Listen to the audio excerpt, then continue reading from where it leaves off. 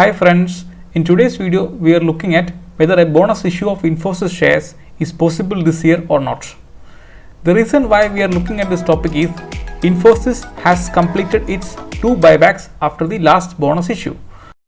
Even though there is no official confirmation from the company, there are reasons to believe that Infosys is close to issuing a bonus share. The first thing is, last bonus came on September 2018 and 5 bonuses has been issued since 2005. So the next bonuses is already on due for the last 3 years, right? Then company has completed 2 buybacks after the last bonus issue, 11.05 crore shares bought in August 2019 and not less than 5.25 crore shares in June-September 2021.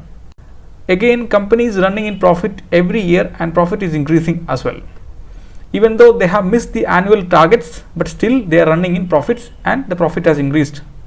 Bonus issue usually happens between June to September, which means we are already in the same half.